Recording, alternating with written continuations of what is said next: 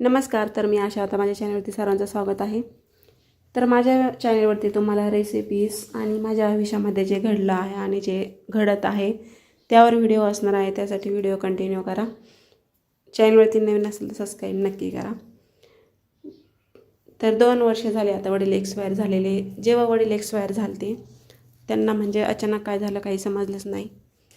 तर आम्ही रात्री म्हणजे आम्हाला कळलं त्यानंतर रात्री 1:30 वाजता पोहोचलो. त्यानंतर दुसऱ्या दिवशी सकाळी त्यांची अंत्यविधी झाला.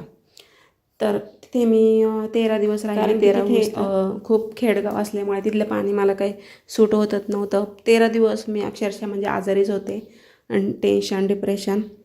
तर वडील गेल्याचं दुःख होतं डोक्यावरती, कारण वडील गेल्याचं दुःख काय असतं हे ज्यांना वडील त्यांच्या आयुष्यामध्ये नाही त्यांना समजत असेल. खूप अवघड असतं आणि खरे चेहरे तेव्हा आपल्याला समजतात बरं का, जेव्हा आपल्या वडिलांचं क्षेत्र हरवतं आमच्या डोक्यावर. आणि आमच्यासाठी आई वडील दोन्ही वडीलच होते, कारण आई आहे पण आईचा स्वभाव भोळसट आहे आणि आम्ही 2 बहिणी आहे आणि 1 भाऊ आहे. तर असं आमची फॅमिली होती. तर वडील एक्सपायर झालेले होते आणि लोक मला नावं ठेवत होते की कशी राहती काय राहती, मुलांना घेऊन राहती वगैरे. वडील होते तेव्हा काही टेन्शन नव्हतं, कारण सगळी परिस्थिती त्यांना माहीत होती वडिलांना. तसं बहिणीला सगळ्यांना माहिती आहे माझं आयुष्यामध्ये काय घडलं काय नाही. तर त्यामुळे पण मग जे लोक असतात आपले नातेवाईक त्यांना खूप टोचत असतं. तर मला आधार द्यायचं सोडून लोक कुजबत होते की कशी मुलांना घेऊन राहते. आणि एक त्याच्यातच आमची जवळची व्यक्ती म्हणते की आमचं नाक कापलं म्हणजे जे माझे सासरचे मला जिथं दिलं होतं ते तिकडचं एकही व्यक्ती वडिलांच्या दहावेला पण आला नव्हता आणि अंत्यविधीला पण आलेला नव्हता. त्याच्यात माझा काही दोष, मी ठीक आहे मी त्यांच्यापासून वेगळी झालेली आहे, त्यांना यायचं नाही तो त्यांचा विषय आहे. पण लोक मला नावं ठेवते. ते कसं असतं ना, एकटी लेडीज जेव्हा स्वतंत्र निर्णय घेते ना राहण्याचा की तेव्हा लोकांना खूप टोचत असतं. काही झालं तरी मुलीने तिथंच राहायचं, तिथंच त्रास सहन करायचा, तिथंच राहायचं असं असतं काहींचं.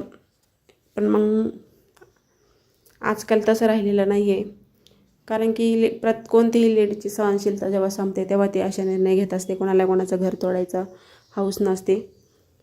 तर असो, तर माझं आयुष्य माझ्या पद्धतीनेच जगेल. माझ्याबरोबर मुलं आहेत, तर मला कोणाची काही गरज आहे. तर चला, तर मग सांगण्याचा उद्देश एवढाच आहे, लोकांनी आपल्या घरातलं बघावं त्यानंतर दुसऱ्याचं बघावं. तर मी ह्या लोकांकडे लक्ष देत नाही, कारण लोकांकडे जर आपण लक्ष दिलं तर आपलं जगणं मुश्किल करून टाकतील लोक. त्यामुळे आपल्या मुलांकडे लक्ष द्यायचं आणि प्रत्येक दिवस हे आनंदात जगायचं, कारण ते लोक जे बोलणार आहे ते आपल्याला पोचायला येणार नाही आहे. चला तर भेटू नेक्स्ट व्हिडिओमध्ये. Thanks for watching. धन्यवाद. Bye bye.